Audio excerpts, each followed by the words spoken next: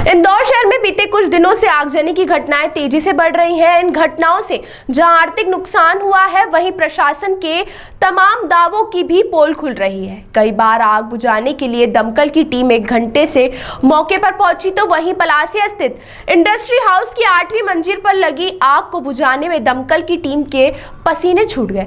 Team के पास पर्याप्त उपकरण नहीं होने से एयरपोर्ट प्रबंधन की मदद ली गई और यहां से गाड़ियों को मंगवाकर आग बुझाई गई। इस सब से करीब 5 घंटे का समय लग गया।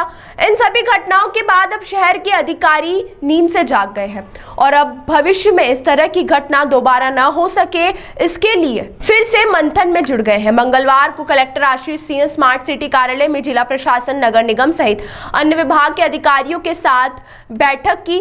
इस बैठक में उन्होंने शहर की ऊंची इमारतों की जांच करने और यहां मौजूद फायर सेफ्टी उपकरणों को भी जांचने के निर्देश दिए हैं। कलेक्टर आशीष सिंह ने साफ किया है कि इस बिल्डिंग में आग बुझाने के लिए पर्याप्त बंदोबस्त नहीं मिलेंगे, उन बिल्डिंगों को सील कर दिया जाएगा। इसके साथ ही उन्होंने जल्द ही आग बुझाने में काम आने वाली नई गाड़ियां खरीदने की भी बात कही है। इस बैठक में नगर के कमिश्नर शिवम वर्मा, सभी जोन अधिकारी, एडीएम सहित प्रशासन के सभी अधिकारी मौजूद रहे। कलेक्टर ने सभी को अलग अलग जिम्मेदारी सौंपी है। वहीं अब देखना होगा कि कलेक्टर की सख्ती का कितना असर अधिकारियों पर होता है या फिर ये बैठक महज खानापूर्ति बनकर रह जाती है।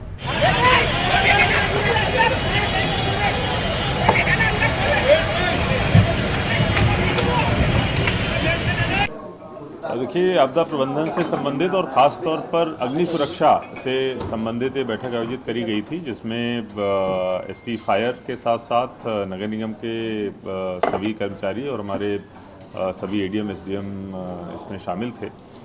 विगत दिनों में भी यहाँ पर एक घटना हुई थी और पहले भी इस प्रकार की कुछ घटनाएं होती रही हैं। उससे सीख लेते हुए कैसे इस तरीके की जो घटनाएं हैं, ख़ास तौर पर जो अग्नि से संबंधित घटनाएं हैं, वो ना हों, और अगर ऐसी कोई घटना होती है तो किस तरीके से तत्काल हमारी टीम पहुंचकर वहां पर ऑपरेशन अपना कर सके, चाहे वो बुझाने का हो, रेस्क्यू ऑपरेशन कर सके। इस हेतु चर्चा करी गई है। इस चीज़ के 2 भाग हैं। पहले भाग में कुछ हमको नई मशीनों की आवश्यकता है और कुछ संसाधनों की आवश्यकता है, जिस हेतु निर्देशित किया गया है। जैसे जो गाड़ियाँ हमारे पास में पर्याप्त रूप से मौजूद हैं जो आग बुझाने के लिए हैं, लेकिन कुछ ड्राइवर्स की कमी है।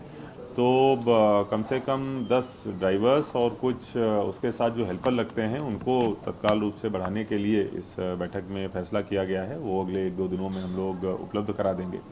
इसके साथ साथ कुछ नई गाड़ियों की भी ज़रूरत है हमको, खासतौर पर जो फोम टेंडर है उनकी आवश्यकता है। और हाई राइज के लिए कुछ जो बड़ी मशीनें आती हैं, हाइड्रोलिक मशीनें आती हैं, एक रेस्क्यू के लिए जो टर्न टेबल आती है, उसकी हम लोगों को आवश्यकता है। तो उस हेतु नगर निगम की टीम और एसपी फायर की टीम बैठकर डिसाइड करेगी कि कौन कौन से हमको गाड़ियों की तत्काल आवश्यकता है, और उसका प्रस्ताव हम लोग शासन को भेजेंगे। कुछ हमको आवंटन भी प्राप्त हुआ है, उससे खरीदी की प्रक्रिया को प्रारंभ किया जाएगा।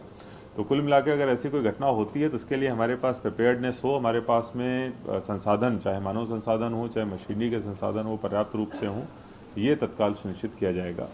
इसके साथ साथ जो ख़ास तौर पर G+3 या उससे ऊपर की बिल्डिंग्स हैं, चाहे वो आवासीय हों, चाहे कमर्शियल हों, हॉस्टल हों, हॉस्पिटल हों, उन सभी में सुरक्षा के पर्याप्त इंतज़ाम किए गए हैं कि नहीं किए गए हैं, ये भी देखना बहुत ज़रूरी है। क्योंकि अगर सुरक्षा के इंतजाम होते हैं तो तत्काल ही आग पे काबू पा लिया जाता है और रेस्क्यू ऑपरेशन की ज़रूरत नहीं पड़ती है। इस हेतु एक संयुक्त टीम बनाई गई है, जिसमें कि हमारे एसडीएम, संबंधित बिल्डिंग ऑफिसर और पुलिस के अधिकारी शामिल होंगे। G+3 से ऊपर की जितनी भी बिल्डिंग्स हैं, अगले 10 दिनों के अंदर सभी का निरीक्षण इनके द्वारा किया जाएगा।